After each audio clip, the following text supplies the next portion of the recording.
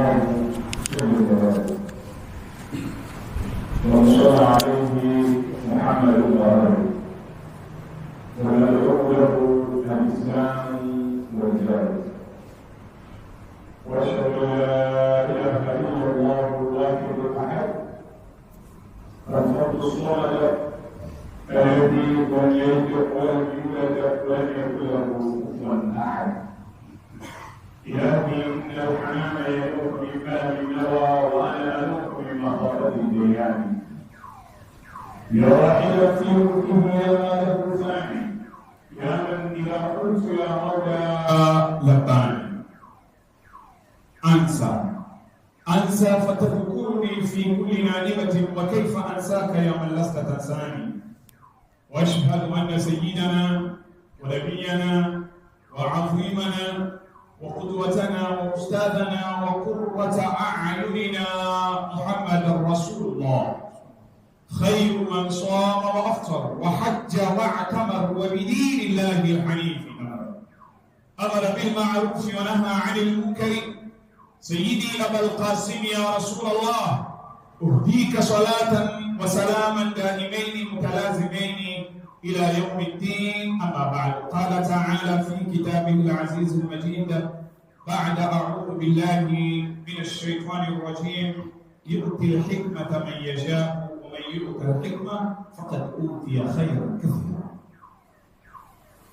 إخوة الكرام، kwanza kabisa na kuhusieni pamoja na kuhusia nafsi yangu katika kumwogopa Allah subhanahu wa ta'ala. Yeye Mola subhanahu wa ta'ala amejalia mafanikio ya huyu Muislamu hapa ulimwenguni na kaburini, kesho akhira ni muumini kuambatana na vazi la uchamungu. Na aliulizwa Sayyidina Ali karramallahu wajha, ma maana taqwa, nini maana ya neno uchamungu?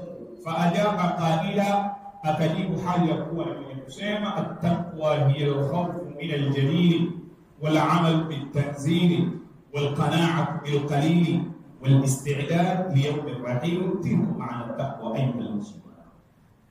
Akasema Sayyidina Ali katika kujibu suala eti kama hili ni nini maana ya neno at-taqwa, uchamungu, akasema at-taqwa, uchamungu maana yake hiya al-khawfu min al-jalil, ni kuambatana na maamrisho ya Allah na kuachana yale aliyokataza Allah subhanahu wa ta'ala.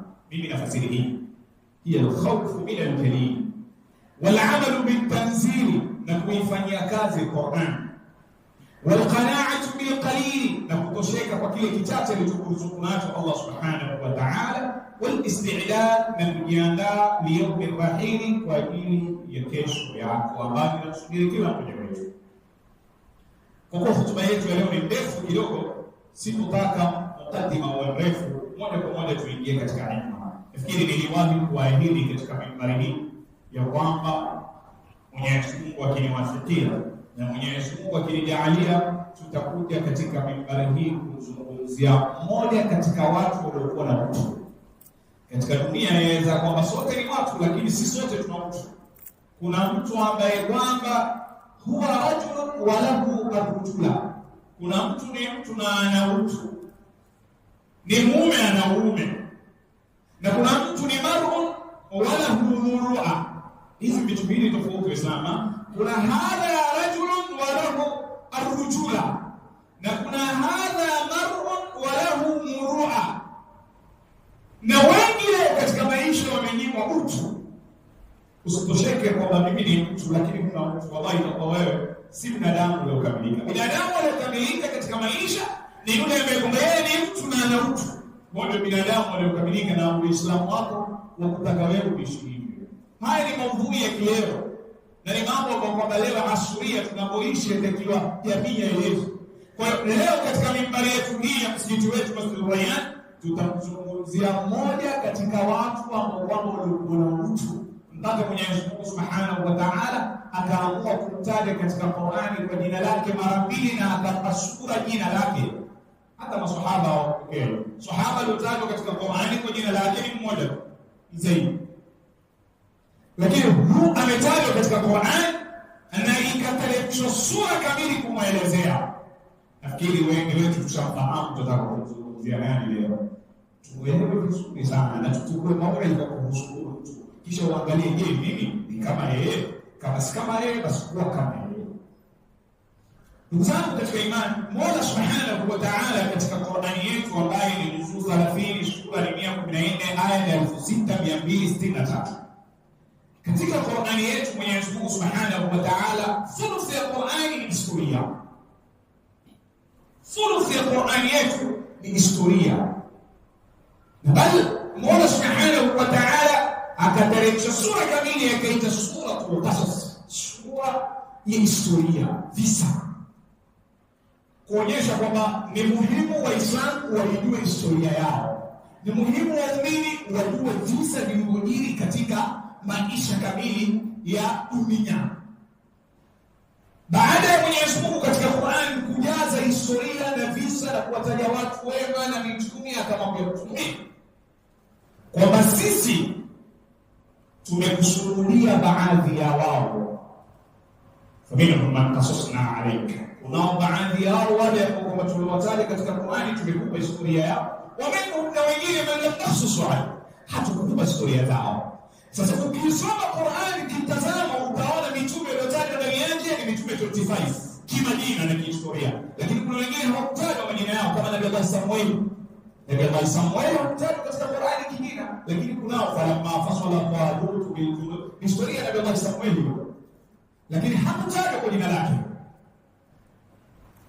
Lakini wengine wametajwa kimajina na kihistoria yao. Mmoja katika watu ambao kwamba hakuwa ni mtume, pamoja na ikhtilafu ya wanawazuoni katika historia, lakini si mtume ila ametajwa katika Qur'ani kihistoria ili sisi tukue mazingatiwa. Baada ya Mola kuleta historia kamili ya mitume na watu wema, akamwambia Mtume sallallahu alayhi wasallam, laqad kana fi qasasihim ibra li ulil albab, tena ma kana hadithan yuftara, hakika kumekuwa fi qasasihim, katika historia zao hao tuliwapeni ibra, kuna mazingatio makubwa, lakini li ulil albab, kwa wale ambao watakuwa wana hikma na akili ya kuzingatia. Ma kana hadithan yuftara, haikuwa ni ingano tu zimesuswa la. Sasa katika watu ambao leo tutamzungumzia ni bwana mkubwa ambaye kwamba historia haikusahau ila kiyama saa, huwa Luqmanul Hakim. Leo tuko na Luqmanul Hakim. Ni nani Luqmanul Hakim? Luqmanul Hakim, al-Imam al-Tabari amemzungumzia katika marahil manne. Kuna Luqmanul Hakim shakhsiyatu. Luqmanul Hakim yeye mwenyewe ni nani? Sisi wengi hapa tunajua Luqmanul Hakim bishi. Na katika masikitiko makubwa leo katika dunia yetu na katika majumba yetu, katika Uislamu wetu, utaona kijana wa Kiislamu yupo tayari kukutajia Cristiano Ronaldo ana wake wangapi, ana gari ngapi, mshahara wake kwa wiki ni ngapi, yeye hakuna, yani historia kamili ya Cristiano Ronaldo anaweza kukutajia. Lakini hebu muulize tu ni nani Luqmanul Hakim, atamalizikia hapo. Hamjui ni nani Luqmanul Hakim. Si vijana tu, hata sisi. Leo ni nani Luqmanul Hakim? Ni Luqmanul Hakim ni sifa katika sifa tutakazozungumza, lakini alikuwa na babake. Sasa leo tuko na Luqmanul Hakim, tusikilizeni vizuri Waislamu. Al-Imam At-Tabari amemzungumzia Luqmanul Hakim katika vifungu vinne. Amemzungumzia Luqmanul Hakim shakhsiyatu, akazungumzia Luqmanul Hakim fi tarbiya, akazungumzia Luqmanul Hakim fi Qur'an, akazungumzia Luqmanul Hakim hayatuhu kamili. Na kila mmoja ni hotuba yake, kila mmoja ni hotuba yake. Mimi siwezi kuzungumza Luqmanul Hakim katika vifungu vyote vinne. Pengine tukishawahi kusikilizia Luqmanul Hakim katika tarbiya yeye na mtoto wake, kisha zungumzo kama sikosei katika mimbari hii. Lakini mimi leo nataka kuzungumzia shakhsiyatu Luqmanul Hakim. Luqmanul Hakim alikuwa ni mtu aina gani? Sitaki kuzungumzia Luqmanul Hakim yeye na mtoto wake katika malezi la. Hii ni mambo mengine. Mungu akituwafikia tutakuja kuzungumza. Lakini leo tunataka kuelewa ni nani Luqmanul Hakim? Alikuwa ni mtu aina gani? Mbona Mola amemtaja katika Qur'an? Kwa nini Mwenyezi Mungu Subhanahu wa Ta'ala hakuwa ni nabii lakini kamtaja katika Qur'an? Ameacha kumtaja Abu Bakar, kataja Luqmanul Hakim katika Qur'an. Why? Sasa leo tunazungumzia Luqmanul Hakim kwa leo. Luqmanul Hakim. Ndugu zangu katika imani, Luqmanul Hakim asema al-Imam At-Tabari لقد اختلف العلماء في اسمه الكامل. Wanazuoni wa tarikhi wametofautiana katika jina lake. Na hii ni ada na desturi. Waweza kumsikia Sheikh fulani anazungumza kitu kihistoria hivi, kesho ukasikia kwingine na usipige. La, ule mmoja ameandika abiyati akasema وليعلم الطالب أن السير تجمع ما قد صح وما قد منكر. وليعلم الطالب najua mwenye kutafuta taarifa أن السير kwa vitabu vya historia تجمع ما صح vimekusanya vitu vilivyosahihi wama qad munkira na vingine ambavyo visahihi. Kwa baadhi ya Israiliyati vimeingizwa mpaka katika tafsiri wa Qur'an.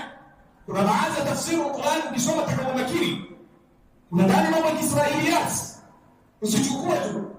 Na kama kuna kiso kimoja mimi hupenda watu kitaja sana katika bila kwamba Nabii Allah Yunus aliumwa mpaka kama mwili wake uko kwa bombe. Basi sawa, aliumwa Nabii Ayuba aliumwa, Yesu kumetaja katika Qur'an aliumwa kwa muda mrefu, lakini haikufika wakati mpaka mwili wake uko kwa bombe mpaka watu wote wakahama. Jamani, ni mtumishi.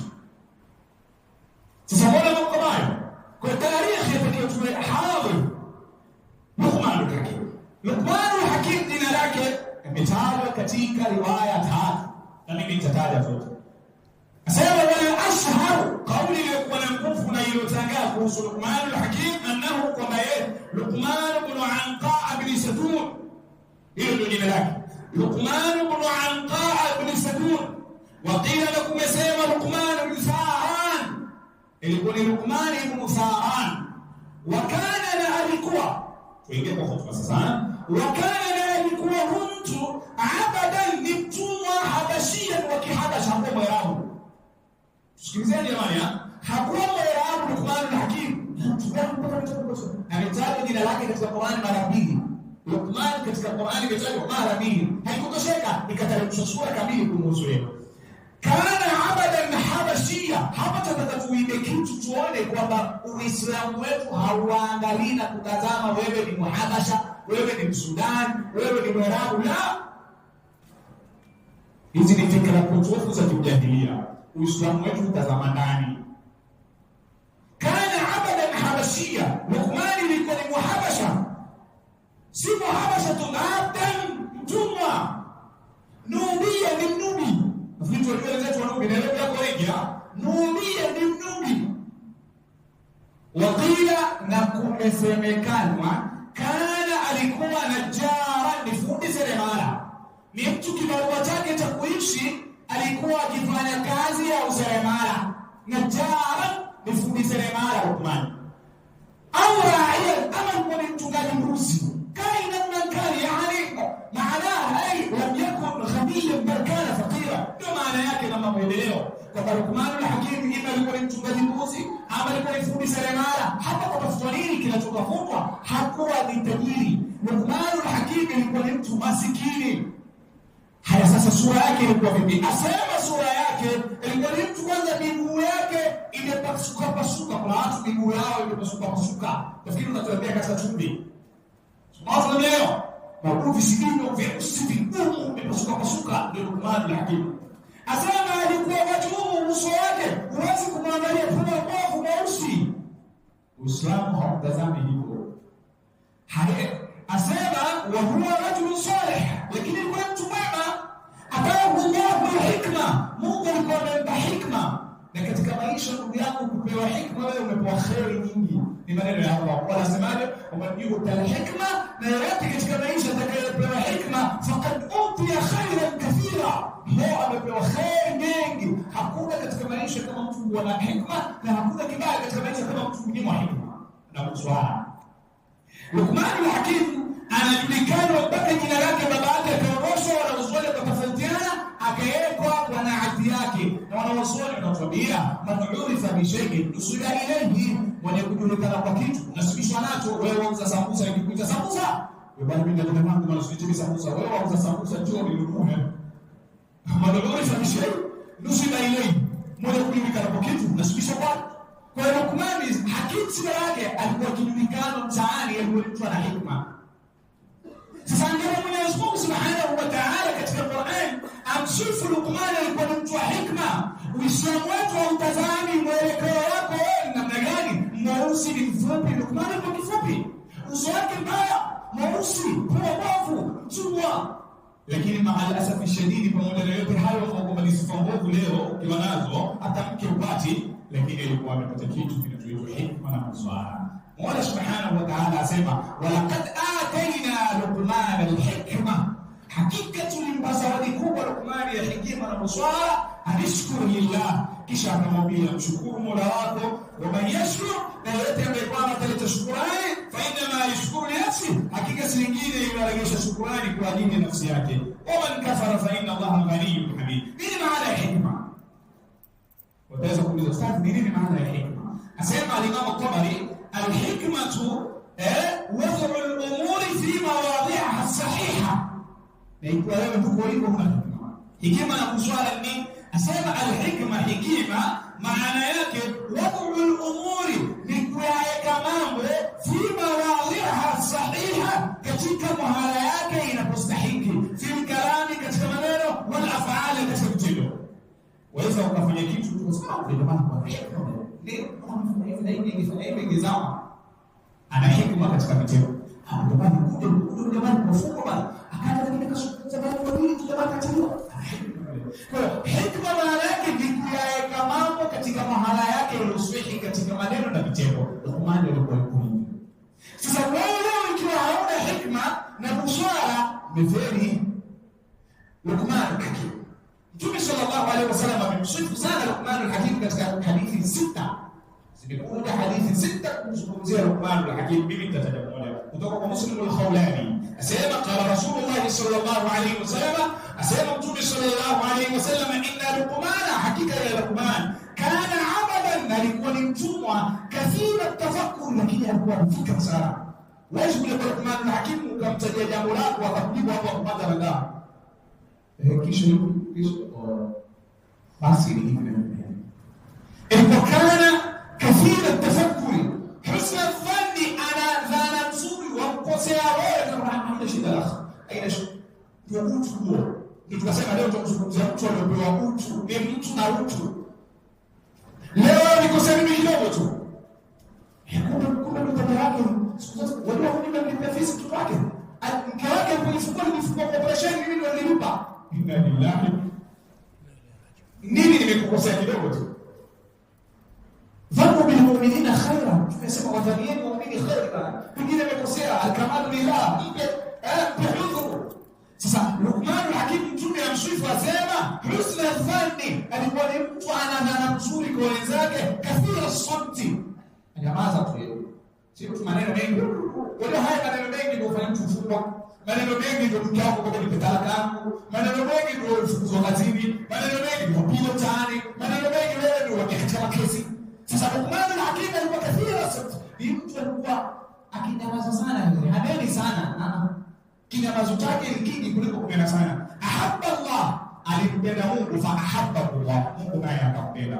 Famanna alayhi, Mungu akampatia wema bila hikma, kwa hekima na busara. Luqman al-Hakim, ikhwata al-kiram, kama tulivyoelezea Mtume sallallahu alaihi wasallam katika hadithi sema, inna Allaha, hakika la yanzuru hatazani ila ajsadikum, katika miili yenu, wala ila a'mali, wala ila suwarikum, wala sura zenu, ni mfupi ni mweupe, la walakin yanzuru ila qulubikum, lakini atazama nini?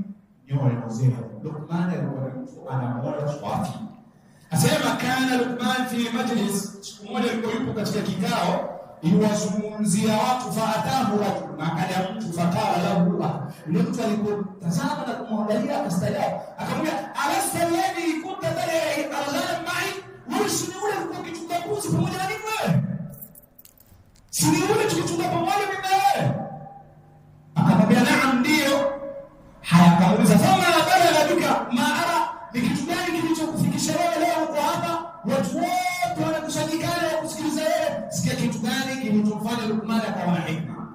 Qal, akasema sidqul hadithi, mimi sizungumza nikizungumza maneno ya kweli.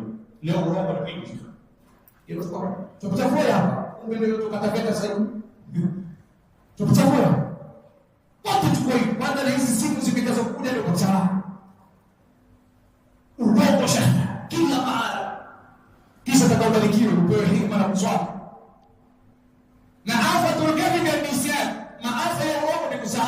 Jamaa za kushika, lakini usiniambie kwamba sasa unaambia kutoka. Sasa Luqman Hakim ilikuwa ni sidqu la hadithi. Amwambia yule jamaa kumjibu kitu kilichonifikisha mimi hapa, asema ni sidqu la hadithi, ni mazungumzo mazuri, wasat na kunyamaza, amma la yaanini, kwa yale yasiyohusu. Mtume asema bin husni islami al-mar'i tarkuhu ma la yaanini, miongoni mwa uzuri wa Uislamu wa mtu ni kuacha yale yasiyohusu. Mume na mke nyumbani hapo, fujo kidogo, wewe jirani ati umetoka na panda, unamuona mwanamke watu wewe kuhusu nini? Wewe ukiondoka au usiku kwa pamoja wenyewe. Min husni islami al-mar'i, miongoni mwa uzuri wa Uislamu wa mtu tarkuhu, ni kule kuacha pake mala yaanihi, yasiyomhusu, pata yako. Sasa Luqman Hakim kitu kilichomfanya yeye akafikia daraja mpaka Mungu akamtaja katika Qur'an na ikaletwa sura kamili, suratul Luqman, ni kwa sababu ya vitu vinne: maneno ya kweli, kunyamaza, na vile vile kuacha yasiyomhusu, na kuunga kizazi, pamoja na kumkirimu jirani. Luqman Hakim alipata mtihani katika maisha yake, alipata mtihani. Ukatoka baadhi ya watu ambao kwamba kuliwahi kutokea nyuma pia wakati wa komunisti, nafikiri kwa historia hiyo, watu wakafukuzwa katika mji waliokuwa, wengi wakashikwa mateka. Katika watu walioshikwa mateka ni Luqman Hakim. Luqman Hakim aliposhikwa mateka akakaa muda wa miaka 8 kwa mtu ambaye kwamba ni kama bosi wake, ndio tukasema Luqman alikuwa ni mtumwa. Baada ya hapo ukaja watu waliokuwa wakiishi naye, wakamwona Luqman Hakim upo chini ya mtu ambaye kama mmiliki. Jamaa wakamwendea kumwambia nini? Msamaha, wewe umemmiliki mtu mkubwa, mbona umemfanya mtumwa huyu? Hajui yule jamaa, huyu ni mtu ana hikma. Watu wakawa wanaenda na kurudi kumwambia msamaha. Ndio yule bosi wake akamwambia, basi mimi nitampa mtihani mmoja, na nitampa vile vile kutaka kumfanyia ikhtibar. Akichoboa mtihani wangu nitamwacha huru. Sasa Luqman Hakim, kama tunavyosema, alikuwa ni mtu mchungaji mbuzi. Ameenda malishoni kuchunga mbuzi. Jioni ilipofika, amekuja na mbuzi wake, akawa anawatia mbuzi ndani mmoja baada ya mwingine. Bosi wake akamwambia Luqman, tawakaf, mchinje huyo, sababu ya kupata uhuru wake. Bosi wake akamwambia mchinje, idhbah lana, tuchinjie huyu mbuzi. Luqman Hakim ni amri kutoka kwa bosi wake, akamchinja huyo mbuzi. Alipomaliza kuchinja akamwambia mvua ngozi, akavua ngozi, akatoa, akamwambia haya sasa tutolee na sisi vitu viwili katika mbuzi nzima ambayo ni vizuri zaidi. Ili tutolee nyama aina 2 ambayo itakuwa ni bora zaidi katika mbuzi. Luqman Hakim akafikiria kitu alichokitoa Jamaat al-Khair, akatoa moyo pamoja na ulimi. Sikia, akachukua moyo na ulimi katika mbuzi mzima, akampekea mwanamke. Jamaa akashangaa, mbuzi mzima, nyama nzuri, ni ulimi na moyo. Siku zikapita, mwenye msemaji anasema thumma makatha ma sha Allah. Ule bosi alikaa kwa muda Mungu aliotaka. Thumma qala, amerudi tena siku nyingine kutoka malishoni, yuatia mbuzi ndani, akamstopisha. Akamwambia Luqman, tawaqqaf, idhbah lana hadhihi, tuchinje tena. Luqman amesahau, kamchinja mbuzi. Baada yake akamwambia, haya sasa tutolee vipande viwili ya mbuzi mzima ambao ni vibovu zaidi katika nyama zote. Luqman Hakim akatoa moyo na ulimi, akampelekea kwa wake. Sabia akashangaa kama mlivyoshangaa wewe. Akamuuliza, faqala lahu mawla, akamwambia bosi wake, amartuka an tukhrij al-maghratayn fiha fa akhrajtahuma, nimekuamrisha utoe vipande viwili ambavyo ni vizuri zaidi, ukatoa hivi. Leo tena nimekuamrisha tena utoe vibaya zaidi, umetoa hivi. Faqala lahu Luqman, akamwambia, innahu, hakika mambo yalivyo, laysa min shay'in atyab minhuma idha taba, hakuna vitu ambavyo ni vizuri zaidi katika mwili wa kiumbe chochote endapo vitakuwa ni vizuri zaidi kama hivi viwili. Wala akhbatha minhuma, na hakuna vitu vibovu zaidi kushinda hizi viwili idha khabutha, endapo zitakuwa vibaya. Hili nasi Mtume sallallahu alaihi wasallam ametaja Imam An-Nawawi katika neno 40 na tumesema ala inna fil jasadi mudghah idha salahat salaha al-jasad kullu wa idha fasadat fasada al-jasad kullu ala ala fikirieni ni Waislamu, inna fil jasadi, hakika katika mwili, mudghah, kuna pande nofu la nyama, idha salahat, ikiwa zuri, salaha al-jasad kullu, mwili wote utakuwa mzuri, wa idha fasadat, inapoharibika, fasada al-jasad kullu, mwili wote utaharibika. Ala fikirieni na kuzingatia, wajia al-qalbu imran. Hadithi sahih. Kwa hiyo Sayyidina Luqman mtume bado hajaja hapo. Luqmanul Hakim tutaona alikuwa ni mtu upo kwa zama za akina nani. Sasa sababu ya Luqmanul Hakim kupata uhuru wake al-Islam ni huo. Ule jamaa kaangalia akasema kweli mtu aliposifai mimi kumiliki. Huyu ni mtu amepewa hikma na Mwenyezi Mungu Subhanahu wa Ta'ala. Idhhab fa anta taliq. Nenda wewe. Hapo ndo wakafunga safari. Sasa asema yakulu Zamakhshari. Al-Imam Zamakhshari asema min huna baada ya hapa adhhaba ila Falastin. ذهب إلى فلسطين. alienda Falastin inda Daud kutafuta nabii Allah Daud. Luqmanul Hakim alikuwa wakati wake alikuwa ni enzi na wakati wa nabii Allah Daud alayhi salam. Kwa nabii Allah Daud alikuwa Falastin. Sasa hakutaja mahali alipokuwa kiishi Luqman, lakini anasema min huna, kuanzia hapa, baada ya tukio hili, dhahaba ila Falastin inda Daud alayhi salam li ajli al-ilmi. Akafunga safari yake na akazimia kwenda kumtafuta Daud. Ndio akaenda mpaka Palestina, akapambana na Daud alayhi salatu wassalam, wa akhadha anhu al-ilma, na akasoma kwa nabii Allah Daud, wa kana yufti qabla mab'ath Daud. Alikuwa mtu akitoa fatwa kabla nabii Allah Daud hajautumia. Angalau mtu alikuwa na hikma, ameingia Palestina, akapambana na Daud, akawa anasoma kwa Daud, akawa yeye mtu atoa fatwa pale. Nabii Allah Daud alipopewa utume, falamma bu'itha, alipopewa utume, qata al-fatwa, akakata fatwa yake, akawa hatoi tena fatwa. Waja'ala Daud, na Daud akamfanya qadhiyan li bani Israil. Kwa hapo sasa, baada ya Nabii Daud kutumilizwa, yeye akawa ni qadhi kwa bani Israil. Huyo Luqmanul Hakim.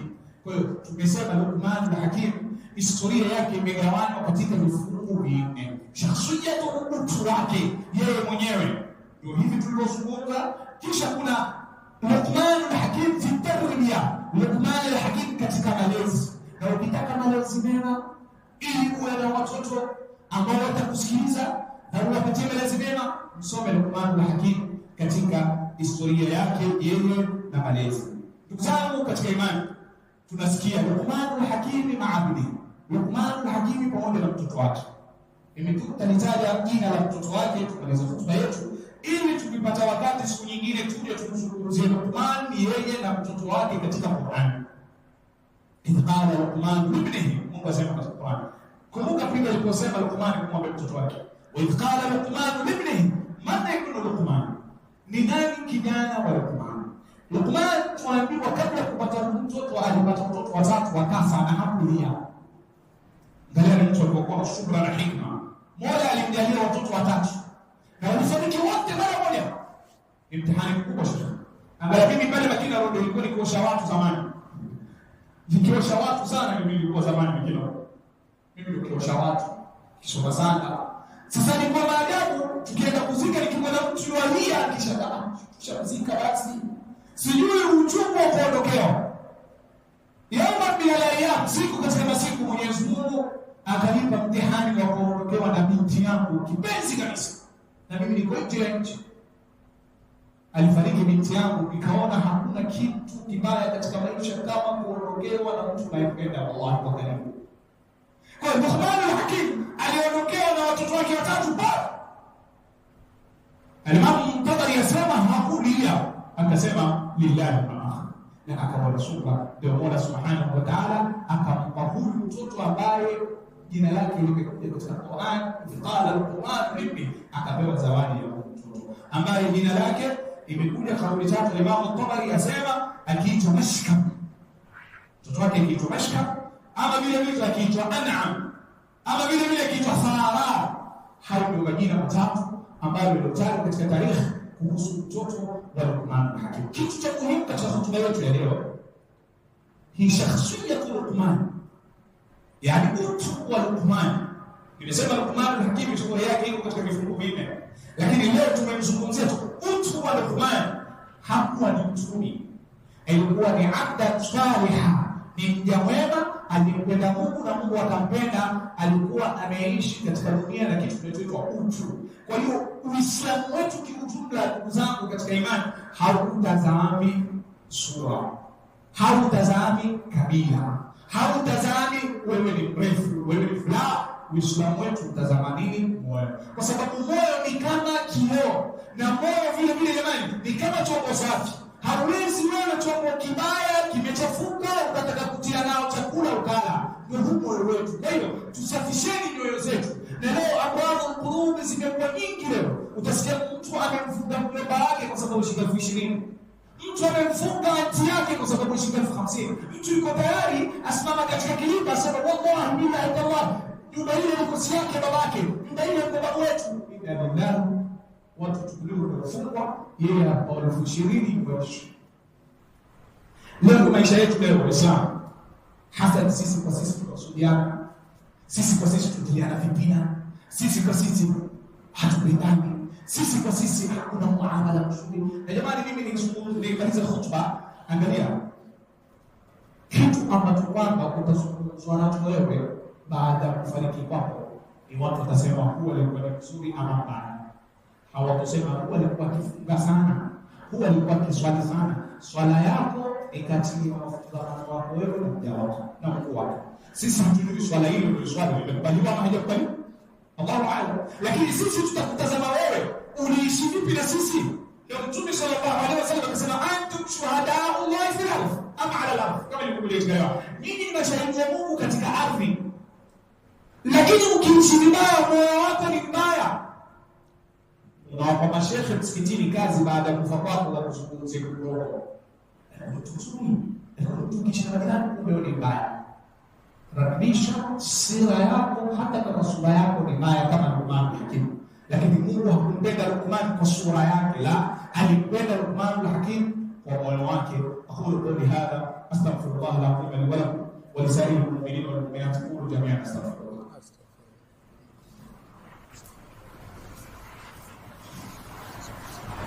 Alhamdulillah wassalatu wassalamu ala rasulillah wa ala alihi wa sahbihi wa wala ba'd. Awwalan usikum nafsi bi taqwallahi wa ta'atihi faqad faza al-muttaqun. Ma'lamu anna Allah amara bi ibadati fihi bi nafsihi wa thanna bi malaikatihi musabbihati al-qudus wa thalatha bikum al-mu'minuna min bariyati jinnihi wa insihi faqala mukhbiran wa amira inna Allaha wa malaikatahu yusalluna 'ala an-nabi ya ayyuhalladhina amanu sallu 'alaihi wa sallimu taslima. وعليكم أيها المؤمنون كثرة الصلاة على صاحب الكتاب والسنة، فالصلاة عليه دلالة الأثر والمنة، واكثروا عليه صلاة الأثر وصلاة الجنة. وارض اللهم عن الخلفاء الأربعة أبي بكر الصديق التقي، وعمر الفاروق النقي، وعثمان ذي النورين الزكي، وعلي بن الرفيع الرفيع، وجميع صحابة رسول الله أجمعين والتابعين لهم بإحسان إلى يوم الدين. اللهم اغفر للمؤمنين والمؤمنات والمسلمين والمسلمات الأحياء منهم والأموات، إنك سميع قريب مجيب الدعوات يا أرحم الراحمين. عباد الله، إن الله يأمر بالعدل والإحسان وإيتاء ذي القربى وينهى عن الفحشاء والمنكر والبغي لعلكم تذكرون. اذكروا الله العظيم الذي يذكركم واشكروا على نعمه يزدكم واسألوا من فضله يؤتكم ولذكر الله أكبر. وعلى وأقم الصلاة إن الصلاة تنهى عن الفحشاء